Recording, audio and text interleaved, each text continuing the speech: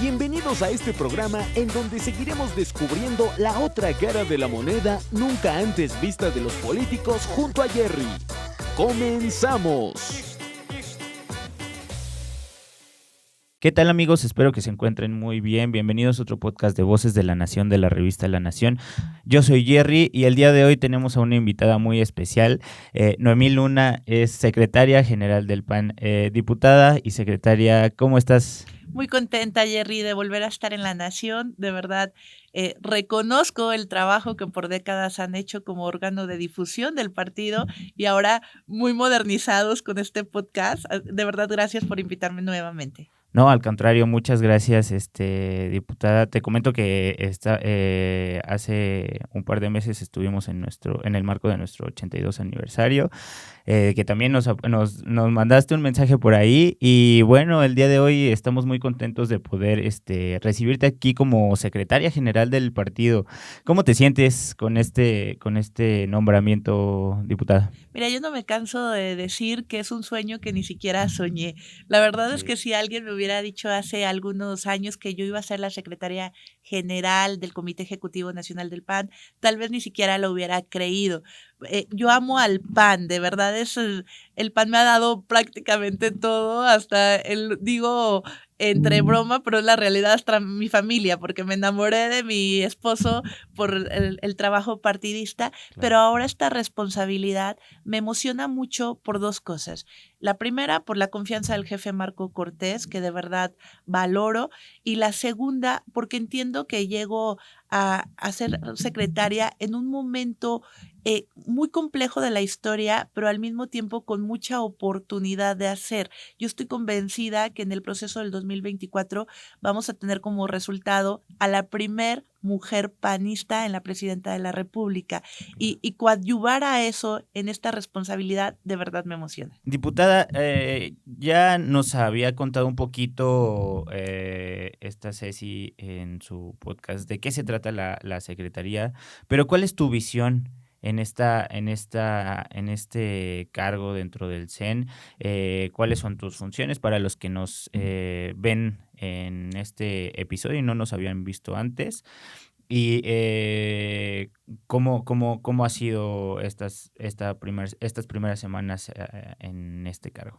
Bueno, la reglamentación, los estatutos son muy claros en lo que le compete a cada secretaría del Comité Ejecutivo Nacional. En el caso de la Secretaría General, es a quien le toca coordinar los esfuerzos de todas las secretarías, es a quien le toca determinar el orden del día de las sesiones de los órganos internos, como es el Consejo Nacional, como es la Comisión Permanente Nacional y el propio Comité Ejecutivo Nacional. Pero yo la verdad es que entiendo a la Secretaría como este órgano que coadyuva, por supuesto, con el presidente, que aparte tiene una idea clarísima del PAN que queremos, que coadyuva con él a lograr un partido unido, a lograr un PAN fuerte.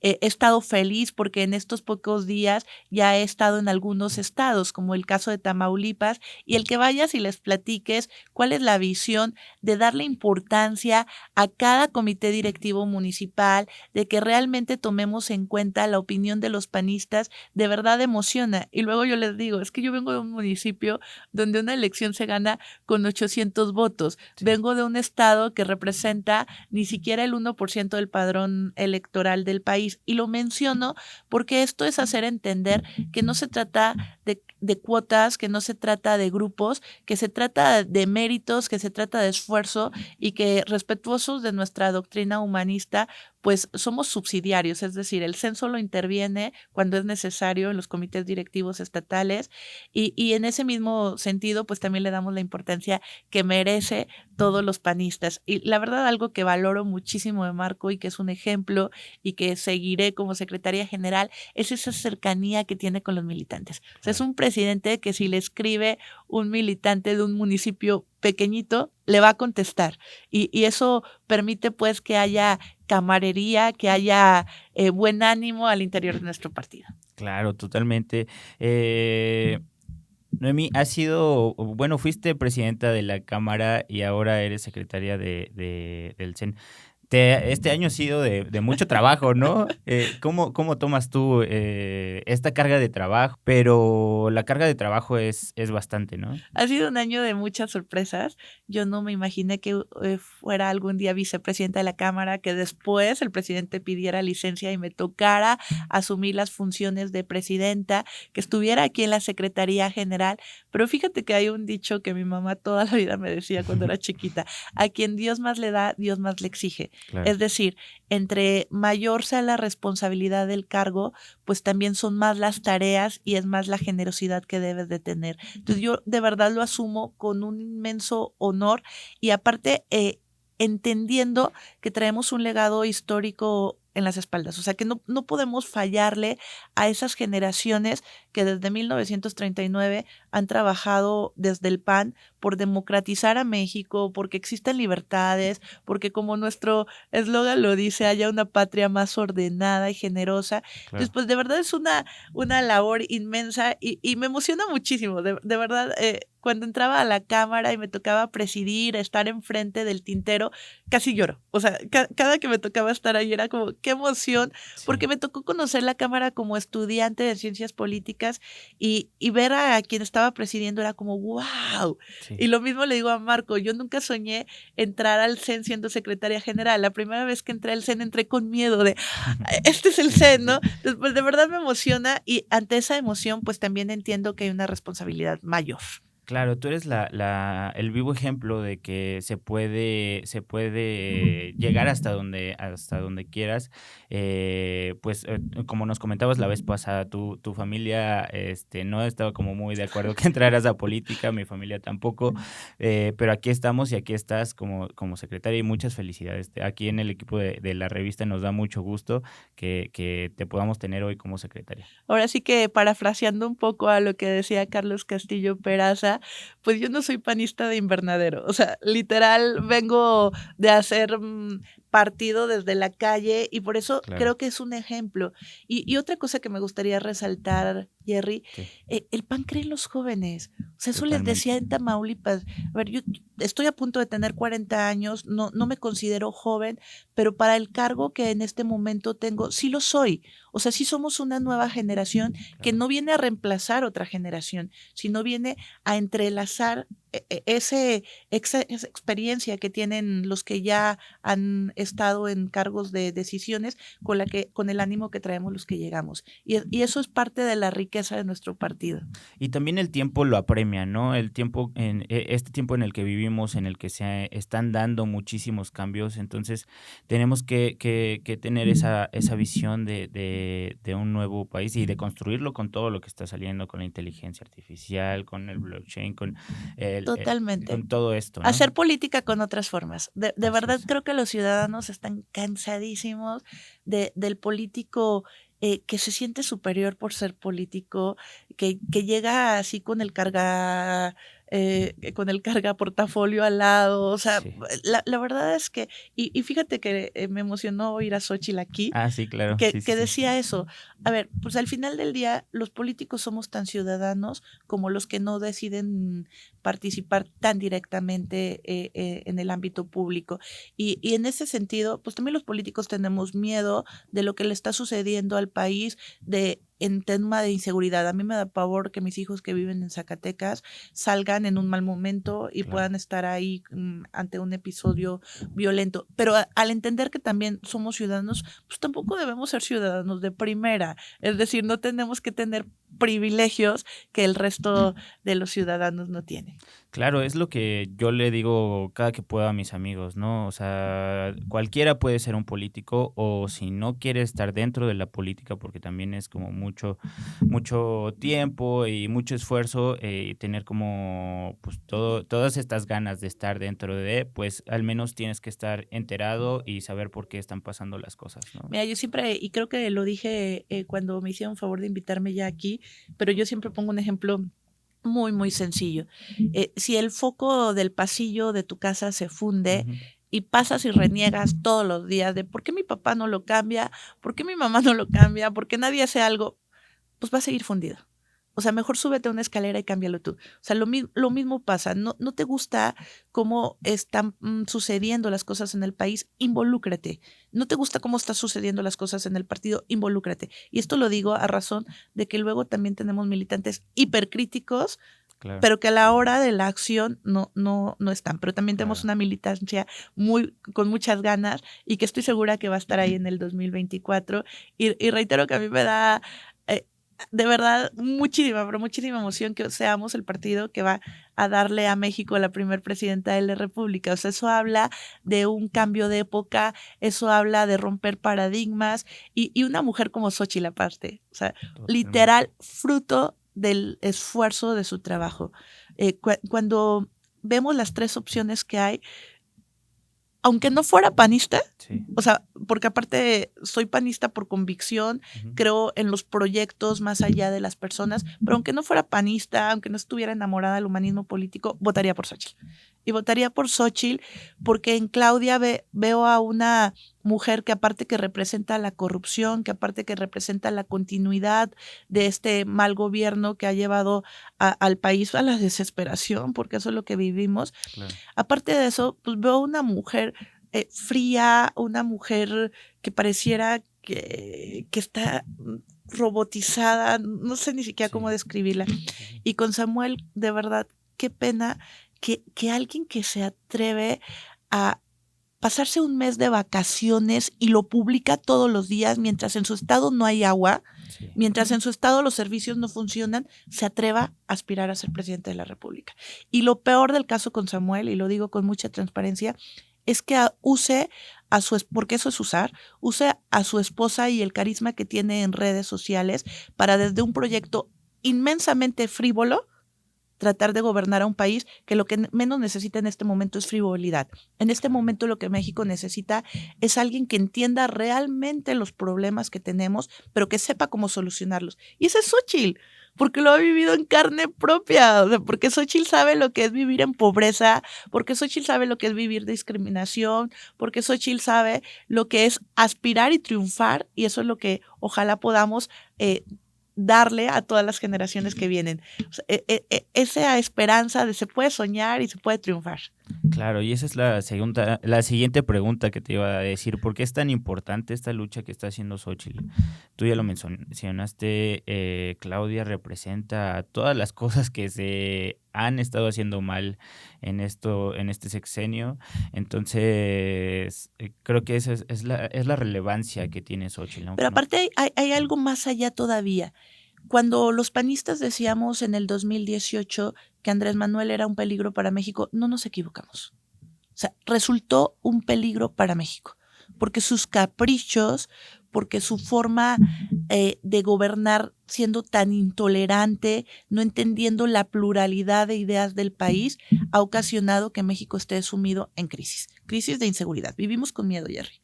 O sea, en todos los estados, sí, menos Yucatán, gobernado por el PAN. Claro. O sea, vivimos con la zozobra de si mis ahorros me van a alcanzar o no me van a alcanzar, porque aparte ya atentan contra los ahorros. A ver, lo que votamos en el presupuesto para el paquete del 2024 de verdad es terrible. Sí. Y votaron ellos, porque el PAN nos opusimos, le aumentan el impuesto a las ganancias del ahorro. Y no es no es aumentarlos el impuesto a los ricos, es aumentarle el impuesto a las ganancias del Afore. Claro. O sea, ese fondo por el que una generación trabajamos para tener un retiro laboral digno. Entonces ha representado verdaderamente un peligro, no nos equivocamos. Pero ahora decimos algo más. Lo que se juega en el 2024 es todo. Todo. O sea, sin 2024 no va a haber futuro, porque si no logramos la oposición unida en ahora Fuerza y Corazón por México, que aparte creo que fue el nombre más oportuno, si no logramos tener una mayoría en la Cámara de Diputados y si no logramos llevar a Xóchitl, estaríamos entregando las libertades de este país. O sea, a mí sí me daría de verdad un miedo terrible que les va a tocar vivir a mis hijos. O sea, y no estamos exagerando. O sea, el presidente sí intentó eliminar el INE como lo conocemos. El presidente sí le molesta que haya una Suprema Corte de Justicia que actúe con base en la ley. Al presidente sí le molesta que haya empresarios que dignamente generan empleos para otros, porque él quisiera que todos vivan en la pobreza, porque teniendo a todos en la pobreza genera ese campo apropiado para que sus programas clientelares funcionen, para él seguirse perpetuando en el poder, ahora con el nombre de Claudia. Entonces, lo que se juega en el 2024 literal es todo, reitero, todo, y por eso, de verdad, qué honor de contar con una candidata tan disruptiva como es Xóchitl. Fueron los ciudadanos, fueron las ciudadanas quienes nos dijeron a los partidos, hey, abran las puertas, Claro, y déjenos a nosotros opinar. Y fueron ellos, no fue la militancia del PAN solamente, no fue la militancia del PRI, no fue solamente la militancia del PRD, fue la ciudadanía que mediante sus firmas dijeron queremos a Xóchitl, y por eso sí, Xóchitl es la única que representa la esperanza. Y me encanta decirlo, la única, porque luego nos quieren confundir. O sea, en MC dicen, somos la nueva política. ¿Cómo, Jerry? Jorge Álvarez Maínez, ahora coordinador de campaña de Samuel, fue mi compañero diputado local en Zacatecas. sí. Por el PRI él. Yo era diputada por el PAN y él era por el PRI. O sea, eso representa la nueva política. Dante fue gobernador, eso representa la nueva política. Pues son ahora sí que son los que le están haciendo el juego sucio a Morena para dividir a la oposición. Entonces, hay un solo proyecto que representa esperanza para el país, y ese es Fuerza y Corazón por México. Totalmente de acuerdo, diputada. La verdad es que los jóvenes no le creemos a Samuel y justo acaba de pasar un hecho en Argentina. Lo que no quiere el frente es que pase lo que pasó en Argentina, ¿no? Entonces, desafortunadamente la gente en Argentina se dio cuenta muy tarde. Digo, ya pasó lo que pasó con los Kirchner, y pues bueno, no nos vamos a meter en esas cosas, pero simplemente no queremos que lleguemos a ese punto, ¿no? Pero yo sí te quiero poner ese ejemplo porque tuve la fortuna de ir como representante de la Cámara de Diputados Argentina. Ujú. Y nos recibió el presidente. Digo, opino muy distinto a las políticas públicas del presidente en turno. Claro. Y a mí sí me daba pavor que un día México llegue a esos niveles, por dos cosas. Fuimos al Congreso y nos contaban la historia desde la versión De ellos. de ellos. O sea, no había más historia más que la de ellos. Eso no puede ser posible en un país democrático. Claro. O sea, hay distintas versiones de la historia y se debe de incluir a todos, porque aparte a las personas no se les puede juzgar más que por sus actos, y todos como personas tenemos actos buenos y no tan buenos, decía Claro. Carlos Castillo también. Esto no es una lucha entre ángeles y demonios. Sí, La verdad es que somos humanos. Pero otra cosa que me dio pavor, Jerry, y lo tengo que decir, es que prendí el canal de televisión, pues, público de Argentina, y 95% de los comerciales eran de casas de empeño. O sea, las familias en Argentina se están deshaciendo de los aretes que le dejó la abuela, de la vajilla que le dejó el papá, porque ya no tienen para vivir. Familias enteras en situación de calle.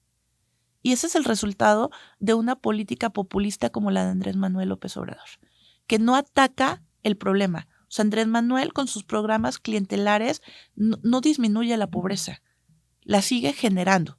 Pero aparte hay que decir algo. O sea, hay programas públicos que vale la pena. El de adultos mayores, por supuesto. Ahí es subsidiariedad. Ya fue una generación que trabajó toda su vida, pero esos programas llegaron a México en los sexenios panistas. Claro. Y aparte, cuando gane Xóchitl no van a desaparecer porque están consagrados en el artículo 4 de la Constitución Política de este país. O sea, no es algo con lo que puede estar jugando el gobierno. De decir, hey, si votas por mí te voy a quitar tu ayuda. No es cierto. Nosotros lo que queremos es que aparte de esa ayuda, realmente haya programas que incentiven que la pobreza termine, como luego les decimos en la calle. Oye, yo no te vengo a dar una despensa como te la da Morena, porque yo quiero que tú tengas la oportunidad de comprarte tu despensa. Totalmente. Porque son 4,000 pesos que saben a 1,000 pesos. O sea, ni siquiera te alcanza para lo que te alcanzaban 1,000 pesos en los buenos tiempos. Con el programa de adultos mayores, les dan un recurso bimestral que ya no les alcanza Claro. para comprar las medicinas que les quitaron, quitándoles el seguro popular. Exactamente. Un desabasto de medicinas en el país también terrible, porque esa es la realidad. O sea, diga lo que diga Andrés Manuel en una mañanera, no puede ser tan terco como la realidad que se vive. Y la realidad que se vive es la de las familias desesperadas porque no tienen con qué pagar la medicina para sus enfermos. La realidad es que se vive, y esto, o sea, este es el México profundo, como dice Xóchitl. Yo vengo de Zacatecas. La realidad que se vive es la desesperación de familias que tuvieron que dejar todo, su casa, su terrenito en el que sembraban, porque llegó la delincuencia organizada. La realidad que se vive es la de las madres desesperadas porque no saben dónde están sus hijos. O sea, hijos desaparecidos. En Zacatecas, por ponerte un ejemplo, porque esto es en todo el país, pero pongo el ejemplo de mi estado, las desapariciones ya son más de 3,600. O sea, no son números. Es el sufrimiento de 3,600 madres que no saben dónde está su hijo. Y es eso es el legado de Andrés Manuel. Y lo más triste es lo que quiere ocultar. Totalmente. ¿Quieres sacar una preguntita random de aquí para aliviar el enojo que traemos tantito aquí? Y ahorita regresamos. Cerveza artesanal o vino. ¿Te gusta la cerveza? ¿Te gusta más el vino? Me gusta el tequila. ¿Te gusta más el tequila que...? Sí, claro. Es como más de tus tierras, ¿no? Sí, Zacatecas es el mezcal, pero sí es un mezcal hecho con agave beber, que es del que se hace el tequila. Ok. Bueno. Te iba a preguntar, diputada, queremos saber cómo llevas tu lado espiritual, cuál es tu filosofía de vida, tu cosmovisión, cómo llevas esa espiritualidad a tu día a día, es decir, no sé, o sea, muchos hacen yoga, otros van a misa todos los domingos. Xóchitl ya también nos contó que sí le gusta ir a misa con su familia. ¿Tú cómo llevas esa espiritualidad? Yo intento ser una buena católica. O sea, Ok. digo que intento. Hoy Sí, a ando veces mencionando mucho a Carlos Castillo, pero soy una pecadora estándar.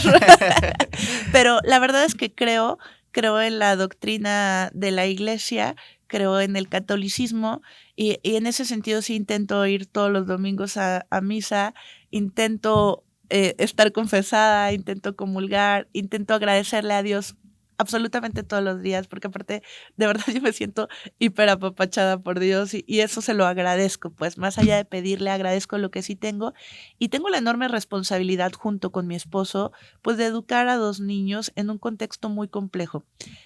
Ahora vivimos un contexto que simplemente es un cambio de época, ¿eh? No estoy juzgando no estoy emitiendo un juicio de valor, o sea, no sé si sea para bien o sea para malo, Okay. pero vivimos un contexto de la individualidad.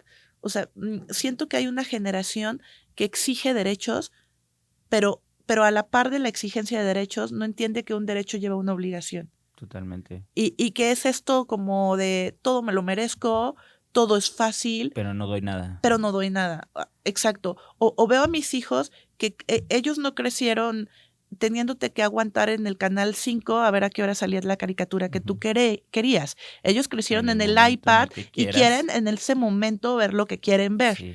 Entonces, eso los hace como también muy exigentes, muy desesperados. Entonces, ante todo este rollo lo llevo porque yo creo que se educa con el ejemplo. Entonces, si quiero que mis hijos sean buenos católicos, pues debo intentar educarlos. Entonces, pues sí, los llevo todos los domingos a misa. Luego me salen con unas preguntas así como, hijos, no soy teóloga.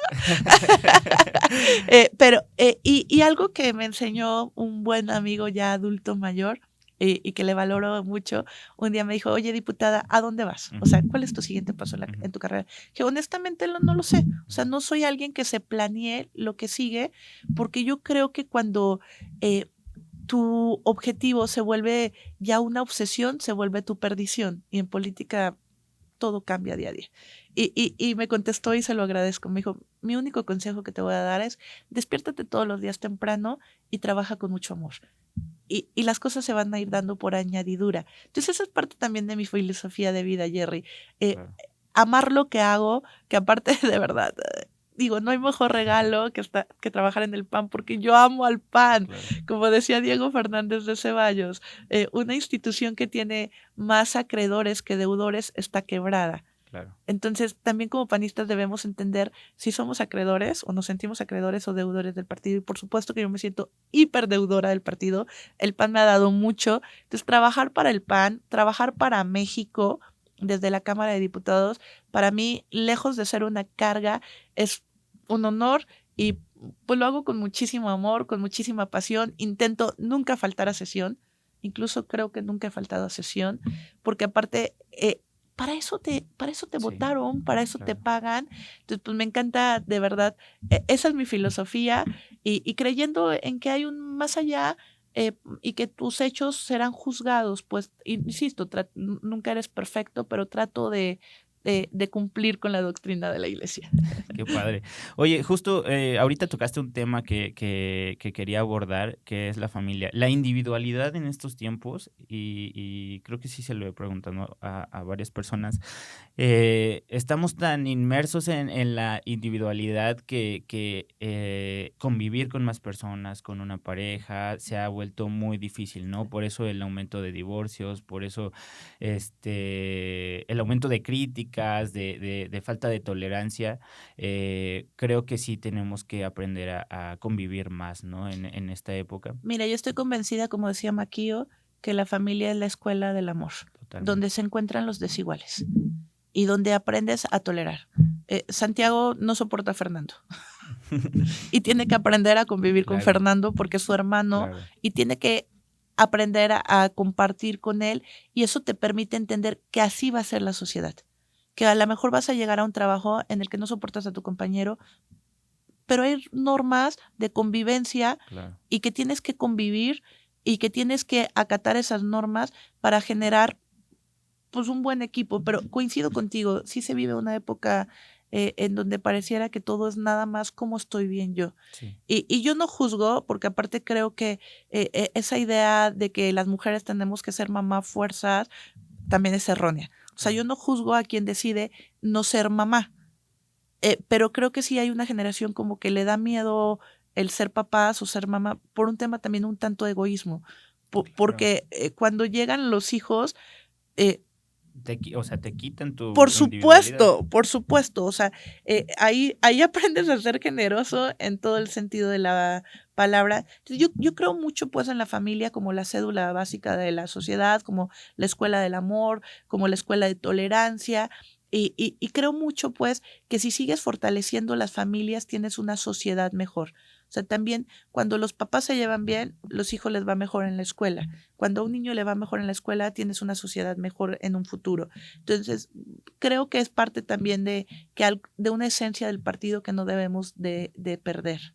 Y algo que creo mucho que falta como política pública es lograr compaginar la vida familiar con la vida laboral. O sea, se vale. Claro. Se vale ser papá de tiempo completo, se vale ser mamá que pueda trabajar y pueda ser mamá. Totalmente. Porque luego sigue habiendo como mucha violencia de género todavía implícita, ¿no? Sí, A mí sí. me encanta, y sé que no lo hacen en mala onda, pero me encanta justo que me dicen, oye, ya eres secretaria general, ¿y tus niños? O sea, ¿pero cómo le haces? Eso nunca se lo preguntan a un varón. Sí, a un hombre no se lo van a preguntar. Sí. Pues le hago igual que los Sí, varones. claro. O sea, intento estar presente en los dos lados, pero creo que algo que vale la pena, y reitero, es luchar por políticas públicas que permitan el equilibrio. O sea, Claro. también se vale que las mujeres descansen, ¿eh?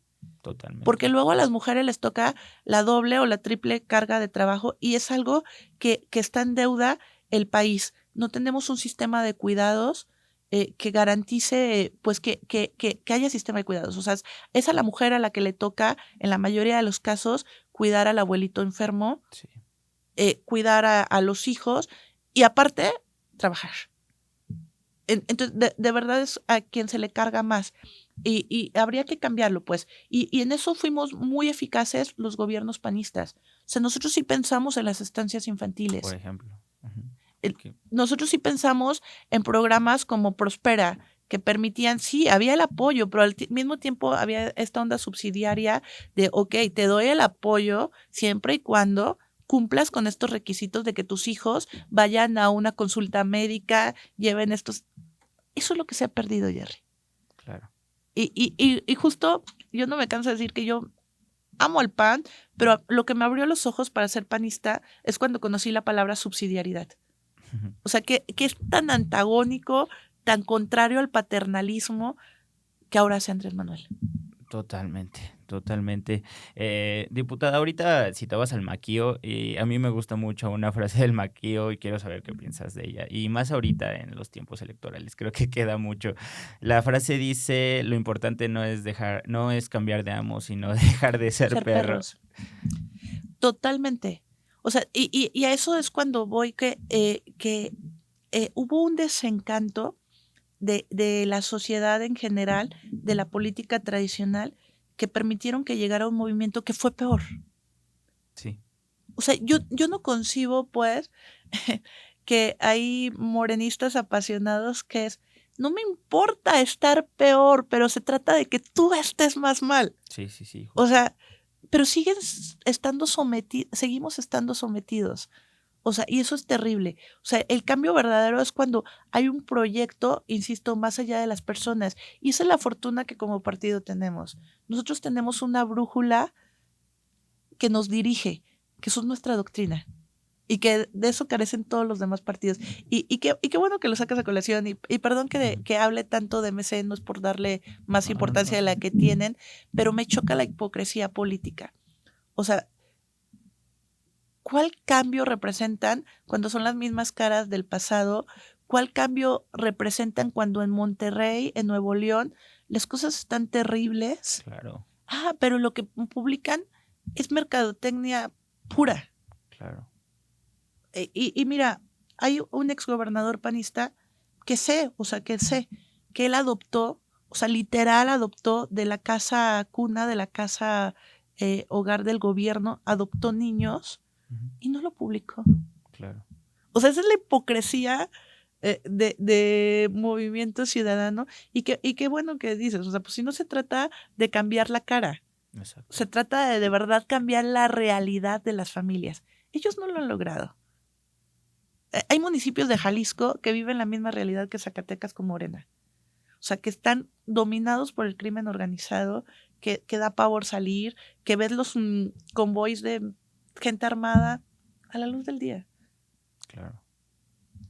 Y nosotros sí representamos ese cambio. Y para muestra Yucatán. Claro, totalmente. Y sí, o sea, sí es como la campaña de marketing, pero como dices, esto no va a cambiar hasta que la gente tenga interés, se ponga a investigar y tenga un buen criterio acerca de lo que está pasando. Totalmente de acuerdo. Y mira, está padrísimo. O sea, de verdad yo admiro a Xochitl esa energía, está padrísimo que brinque, está padrísimo que llegue a dormir a la casa de una familia sin que lo haya planeado, sin conocerlos, porque eso permite, reitero, conocer la realidad, lo que se está viviendo. Y cuando tienes el diagnóstico oportuno, puedes encontrar la solución oportuna. Pero lo que sí creo, y esta es la invitación a los jóvenes, o sea, está padrísimo que hagamos política distinta. A mí me encanta TikTok, o sea, literal, mi esposo dice, sé que estás dormida cuando oigo lo mismo, porque me quedo dormida viendo TikTok, porque me encanta y es lo que hago en la noche. Pero sí la invitación a los jóvenes, pues vean más allá de quién baila bonito o baila feo. Claro. Vean más allá de si cantas bonito o cantas feo. O sea, ve realmente lo que sí has hecho por los demás. Ve qué estás proponiendo, o sea, conoce las plataformas, porque si las conoces, si las analizas, yo no tengo duda que se convencerán de que la mejor es la que tenemos en Acción Nacional. Totalmente. Y ahorita que mencionas a Xochitl, la criticaron mucho por alzar la voz y el tema de la recolecta para Acapulco. Sin embargo, los otros ni siquiera mencionaron el tema, ni siquiera se pusieron las pilas para recolectar cosas o ayudar allá. El gobierno federal, pues, o sea, quitó el recurso que teníamos para estos desastres. Entonces, se ve la diferencia. Y aunque nos critiquen y aunque la critiquen, pues es que este es el camino. O sea, yo la aplaudo muchísimo lo que hizo. O sea, juntó voluntarios, fue a Guerrero, ayudó. o sea, ayudó literal. A ver, Maggie Fisher, nuestra secretaria de capacitación, vivió allá semanas enteras ayudando. O sea, esa era la ayuda que se necesitaba. Porque si hay una lección que nos deja Otis, es que el gobierno federal no está preparado para un desastre natural. Jerry, 21 horas antes de que la tormenta se convirtiera en huracán categoría 5, gobierno federal lo sabía. ¿Y qué hizo? Nada. Nada. Y ahora la cifra de muertos es dolorosa. O sea, y todavía se atreven a manipular cifras. O sea, todavía el gobierno federal dice que fueron 45 muertos, cuando las funerarias dicen que al menos son 350. Y digo al menos porque son los cuerpos que se pudieron recuperar. Sí, claro. O sea, todavía hay desaparecidos.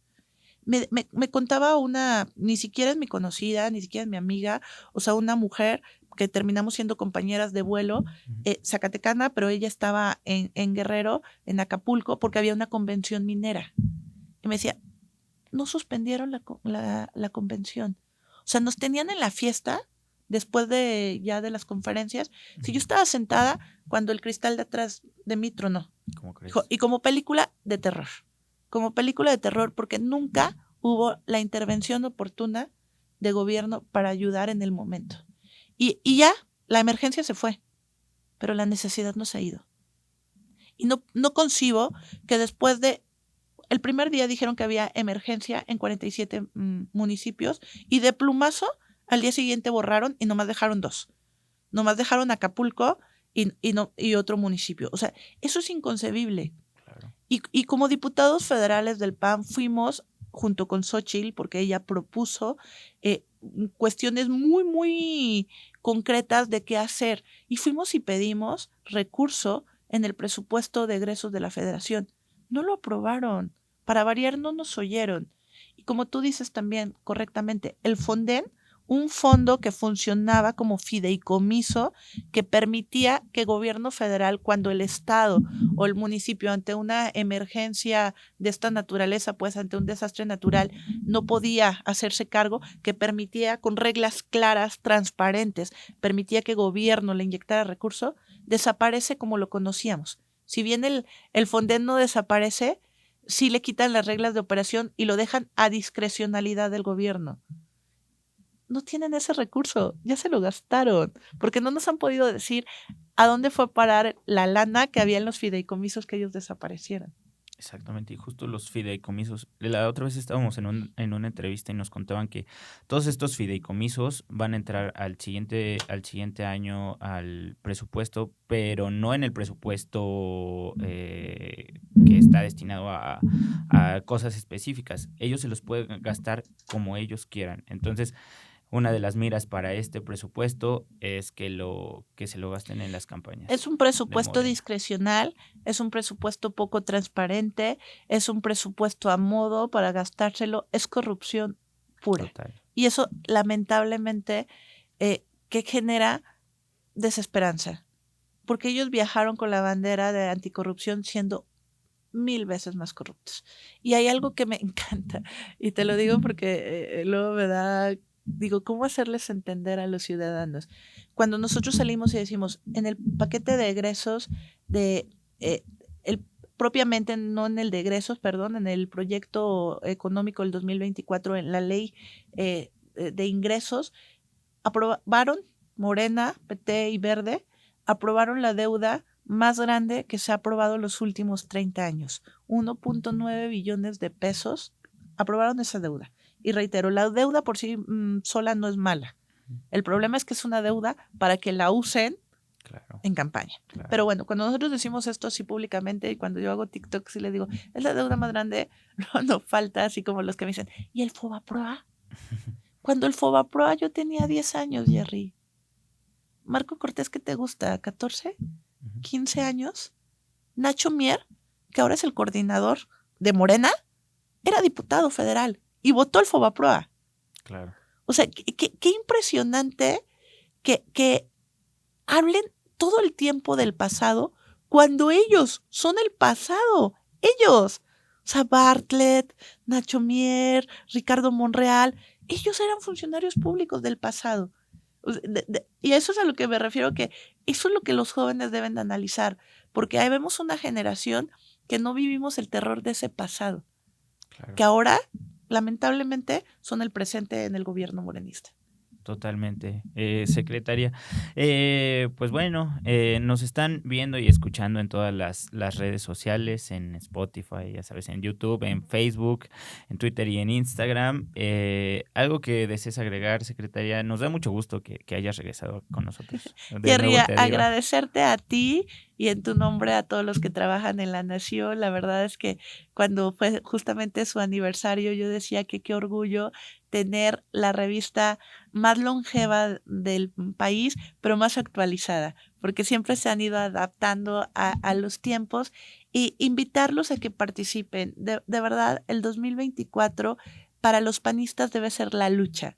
O sea, claro, que no haya un solo militante que se quede en su casa sin hacer una reunión. O sea, que los militantes salgan, hagan reuniones, le toquen la puerta a sus vecinos, volanteen y demos a conocer al país que sí hay de otra, que sí hay esperanza. O sea, algo que no debemos dejar que nos roben es la esperanza de creer que podemos tener un futuro mejor. Diputada, muchas gracias por tu tiempo, gracias por estar aquí, por regresar con nosotros y esperamos verte más adelante por acá. Al contrario, muchas gracias. Bueno, amigos, muchas gracias por vernos y escucharnos en este episodio del podcast Voces de la Nación de la revista La Nación. Hasta la próxima. No olvides vernos todos los miércoles a las 19 horas a través de Facebook Live. Recuerda que también nos encuentras en Spotify y Apple Podcast. Gracias por escuchar este nuevo episodio. Nos vemos la próxima.